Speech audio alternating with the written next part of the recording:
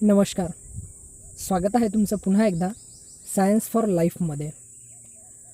Origin of life ह्या video सिरीजचा हा चौथा भाग.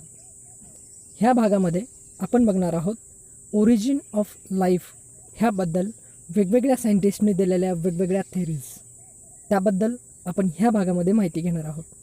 चला तर सुरू करूया आजच्या भागाला. ओरिजिन ऑफ लाईफ ह्या व्हिडिओ सिरीजमध्ये आपण जीवनाबद्दल जाणून घेतोय, म्हणजे जीवनाची उत्पत्ती कशी झाली, त्या सुरुवातीपासून जीवन हे नेमकं कसं विस्तारात गेलं ह्याबद्दल आपण जाणून घेतोय. पण जीवन म्हणजेच आपलं लाईफ ह्याचा नेमका अर्थ काय होतो, व्हॉट इज लाईफ?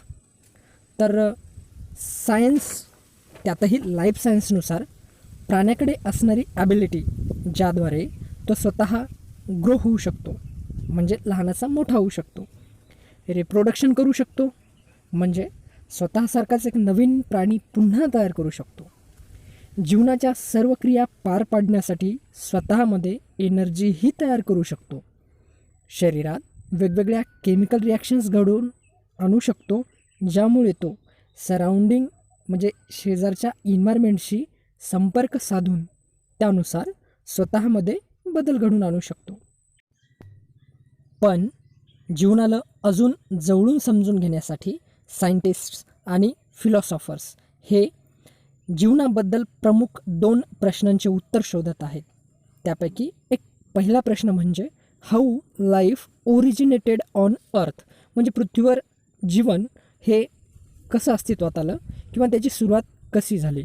आणि दुसरा प्रश्न म्हणजे how different kinds of organisms are formed in the world, म्हणजे जे अस्तित्वात आलेले प्राणी आहेत त्यांच्यापासून सध्या वेगवेगळ्या विविधतेत असलेल्या अस्तित्वात असणाऱ्या प्राण्यांबद्दल एवढं कुतूहल निर्माण आहे, कारण त्यांच्यामध्ये खूप डिफरन्स आहे. तर हा डिफरन्स नेमका आला कसा? तर पहिल्या प्रश्नाचं अजूनही सर्व मान्य 100% प्रूफनुसार अजूनही उत्तर मिळालेलं नाही. पण बऱ्याच वैज्ञानिकांनी आपापल्या मतानुसार वेगवेगळ्या थेरीज ओरिजिन ऑफ लाईफ ह्यावर दिलेल्या आहेत, म्हणजेच जीवनाची सुरुवात कशी झाली आहे हे आपापल्या मतानुसार थेरीद्वारे त्यांनी समजावण्याचा प्रयत्न केलेला आहे. त्यापैकी काही महत्त्वाच्या थेरी आपण ह्या व्हिडिओमध्ये बघणार आहोत. चला तर सुरू करूयात ह्या थेरीजला. थेरी ऑफ स्पेशल क्रिएशन ही थेरी ख्रिश्चियन बिलीफवर आधारित आहे. त्यांच्या मते युनिवर्स आणि युनिवर्समध्ये असणाऱ्या सर्व वस्तू, जसं प्लॅनेट्स असतील, सजीवामध्ये ॲनिमल्स, प्लॅन्ट्स आणि ह्युमन्स असतील, हे सर्व 6 दिवसामध्ये देवाने तयार केलेले आहेत, म्हणजे गॉडने. ह्या थेरीनुसार सर्व सजीव एकाच दिवशी तयार केलेले आहेत, म्हणजे पूर्ण सजीवामध्ये दिसण्यामध्ये डिफरन्स नाही आहे, सर्व एकसारखेच आहेत. आणि आता जसे दिसत आहेत तसेच ते बनवलेले आहेत, म्हणजे त्यांच्यामध्ये इव्हॉल्युशनही होणार नाही. आणि तिसरं म्हणजे त्यांचं शरीर आणि ऑर्गन्स हे पहिल्यापासूनच फुल्ली डेव्हलप असतील आपल्या गरजा पूर्ण करण्यासाठी, म्हणजे इथे ॲडॅप्टेशन पण होणार नाही आहे. तर ह्या थेरीवर न पटल्यामुळे ऑब्जेक्शन पण बरेचसे आले, जसं की ही थेरी पूर्ण धर्माच्या मान्यतेच्या आधारावर आहे. दुसरं, कुठेच एक्सपेरिमेंटल एव्हिडन्सेस सापडले नाहीत की जे या थेरीला सिद्ध करतील. आणि उत्खननात सापडलेले वेगवेगळे फॉसिल्स वेगवेगळ्या सबस्ट्रॅटामध्ये असल्यामुळे हे सिद्ध करतात की वेगवेगळ्या काळात वेगवेगळे ॲनिमल्स हे अस्तित्वात होते, राहत होते, म्हणजे ही थेरी इथे पण सिद्ध होत नाही. दुसरी थेरी आहे अबायोजेनेसिस, म्हणजेच स्पॉन्टेनियस जनरेशन्स. अरिस्टॉटलने ही थेरी सांगितली. अबायोजेनेसिस मीन्स निर्जीवापासून सजीवाची उत्पत्ती. ह्या थेरीनुसार एखादी निर्जीव वस्तू अचानक वेगळ्याच सजीवामध्ये निर्माण होते, जसे मटणाच्या तुकड्यावर माशा तयार होतात. कपाटात ठेवलेल्या कुजलेल्या कापसाच्या कापड्यावर तुकड्यापासून उंदीर तयार होतात. पाण्यातल्या माशा आणि मगर ह्या झाडांच्या मुळापासून तयार होतात. या थेरीला 17, 18 आणि 19व्या शतकात वेगवेगळ्या 3 सायंटिस्टनी क्रिटिसाइजही केलं. तर सर्वात पहिले फ्रान्सिस्को रेडी या सायंटिस्टनी एक एक्सपेरिमेंट केलं, ज्यामध्ये त्याने 3 वेगवेगळे जार घेतले. त्यामध्ये मीठ म्हणजे मटण ठेवलं आणि त्यावर एकावर पेपर ठेवला झाकून, एकावर कापसाचा कपडा झाकून ठेवला आणि तिसरा जार उघडाच ठेवला. पहिल्या उघड्या जारमध्ये लार्वे तयार झाले काही दिवसांनी. दुसऱ्या जारमध्ये कापसाच्या कपड्यावरच म्हणजे वर झाकून ठेवलं होतं त्यावरच लार्वे तयार झाले. आणि तिसरा जार ज्यामध्ये काहीच मध्ये जाऊ शकलं नाही त्या पेपरच्या झाकल्यामुळे, म्हणून त्यामध्ये काहीच तयार झालं नाही. नंतर लझारो स्पॅलेन्झनी या सायंटिस्टनी एक एक्सपेरिमेंट केला. त्यामध्ये त्याने 2 ब्रॉथ घेतले. त्या ब्रॉथला खूप गरम केलं, जे ॲनिमल किंवा प्लांटपासून तयार केलेले होते. नंतर एकावर झाकण ठेवलं आणि दुसरा उघडाच ठेवला. उघड्या असलेल्या ब्रॉथमध्ये मायक्रो ऑर्गॅनिझम्स तयार झाले आणि झाकून ठेवलेल्या ब्रॉथमध्ये झाले नाहीत. तिसरा एक्सपेरिमेंट हा 19व्या शतकात लुईस पाश्चरने केला आणि ह्यानेच अबायोजेनेसिसची थेरी डिस्प्रूव्ह केली. ह्या एक्सपेरिमेंटमध्ये हंसाच्या मानेसारखं एस आकाराचं काचेचं भांडं वापरलं, म्हणून ह्या गाजलेल्या एक्सपेरिमेंटला श्वान नेक फ्लास्क एक्सपेरिमेंट पण म्हटलं गेलं.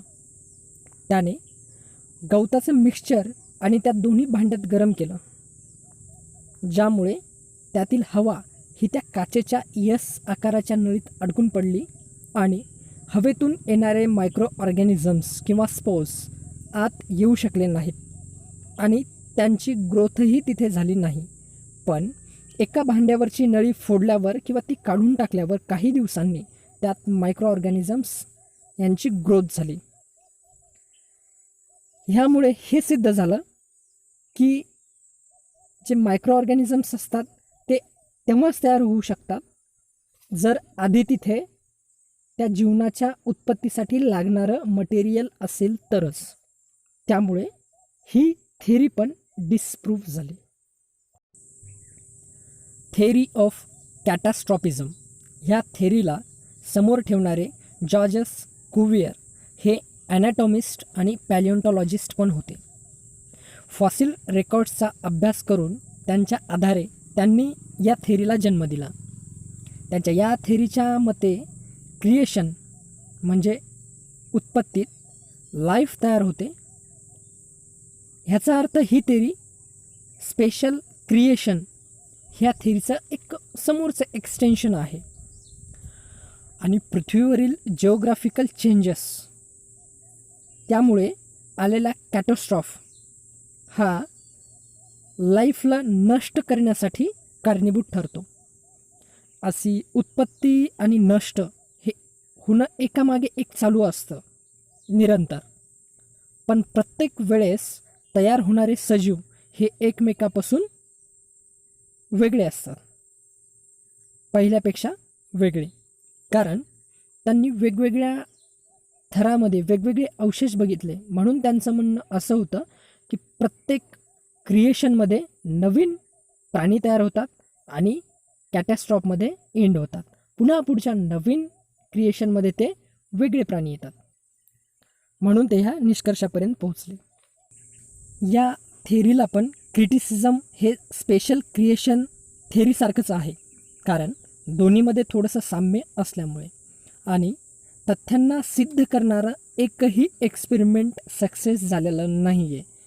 ही थेरी एक इमॅजिनरी कन्सेप्ट आहे असं बऱ्याच जणांचं म्हणणं आहे.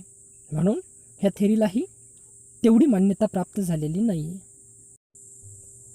Theory of eternity of life किंवा स्टेडी स्टेट थेरी या थेरीमध्ये ॲरिस्टॉटलचे विचार आहेत आणि त्यांच्या मते जगातली प्रत्येक गोष्ट ही शाश्वत आहे, म्हणजे इटर्नल आहे. ही थेरी पण असंच म्हणते की जीवनाला सुरुवातही नाही आणि अंतही नाही. म्हणूनच ह्या थेरीला स्टेडी स्टेट थेरी असंही म्हटलं जातं. लाईफ ही आधी अस्तित्वात होती आणि नंतरही राहील. म्हणून ह्या थेरीच्या मते जीवनाची सुरुवात कशी झाली हे महत्त्वाचं नाही आहे. ह्या प्रश्नाकडे ते विशेष लक्ष देत नाही. ह्या थेरीच्या विरोधात जे काही ऑब्जेक्शन्स घेतलेले आहेत त्यापैकी पहिला म्हणजे ही थेरी एक्सप्लेन करू शकत नाही की आधी पृथ्वी अस्तित्वात आली आणि नंतर लाईफ. जर आली असेल तर मग पृथ्वीच्या आधी लाईफ कुठे होती. थेरी ऑफ कॉस्मोझोइक किंवा थेरी ऑफ पॅनस्पर्मिया किंवा थेरी ऑफ स्पोर किंवा स्पोर थेरी. या थेरीबद्दल पहिल्यांदा 5th सेंचुरी बिफोर क्राइस्टला ग्रीक फिलॉसॉफर अनॅक्झॅगोरस यांनी आपलं मत व्यक्त केलं. पण 1834 ते 1871 ओरिजिनली ही थेरी मांडली गेली. रिशर याने कॉस्मोझोइक थेरी समोर ठेवली आणि आर्किमिडीसने त्याला सपोर्ट केला. या थेरीच्या मते पृथ्वीवर जीवनाची सुरुवात झाली नसून लाईफ ही दुसऱ्या जागेवरून दुसऱ्या ग्रहावरून आपल्या पृथ्वीवर आणल्या गेली. तर कशाच्या माध्यमातून आणल्या गेली आहे ती मेटोराइड किंवा ॲस्ट्रॉइडच्या माध्यमातून. नंतर पृथ्वीवर त्यांच्या अनुकूल वातावरण मिळालं आणि फलस्वरूप जीवन हे वेगवेगळ्या विविधतेत विस्तारलं. या थेरीमध्ये एक्स्ट्रोमोफिल्सचं उदाहरण दिलं जातं की ते जवळपास 530 मिलियन इयर्स जुने डेटिंग दाखवतात म्हणून. आणि तेव्हाच्या वातावरणात वाढण्यासाठी लागणारे लक्षण पण त्यांच्यामध्ये आढळतात, जसे ॲब्सोल्यूट झिरो आणि खूप जास्त रेडिएशनमध्ये सर्वाईव्ह करणं. पण ही थेरी हे सिद्ध नाही करू शकत की फक्त पृथ्वीवरच का, मंगळ किंवा दुसऱ्या प्लॅनेट्सवर किमान जीवनाचा एखादा तरी फॉसिल हा सापडायला हवा. आणि या थेरीद्वारे हेही सिद्ध होत नाही की लाईफचं नेमकं ओरिजिन कसं झालं आणि नेमकं ते स्रोत कुठे आहे जिथून ते आल्याचं सांगितलं जातं. म्हणून याही थेरीला जेवढं पाहिजे तेवढं अटेन्शन मिळालेलं नाही आहे. आत्तापर्यंत आपण बऱ्याचशा थेरीज बघितल्या ज्या ओरिजिन ऑफ लाईफ, जीवनाच्या सुरुवातीला समजावून सांगण्यासाठी प्रयत्न करत होत्या. पण त्यापैकी बऱ्याचशा थेरीज हा डिस्प्रूव्ह झाल्यात किंवा काही एक्सपेरिमेंटल प्रूफ दाखवू शकल्या नाहीत. त्यामुळे ह्या सगळ्या थेरींना सर्वमान्य संमती मिळालेली नाही आहे. म्हणून ओरिजिन ऑफ लाईफ ह्या प्रश्नाचं उत्तर शोधण्यासाठी एक सर्वमान्य, जास्तीत जास्त सर्वांना मान्य असेल अशी एक थेरी तयार करण्यात आली, ज्याला मॉडर्न थेरी किंवा सिंथेटिक मॉडर्न थेरी असं म्हटलं गेलं. ह्या थेरीला जास्तीत जास्त सायंटिफिक प्रूफ आहेत, म्हणून ह्या थेरीला मानणारेही सर्वात जास्त आहेत. तर ही थेरी आपण पुढच्या भागामध्ये डिटेलमध्ये बघणार आहोत. चला तर मग भेटूयात आपण पुढच्या भागामध्ये. नमस्कार.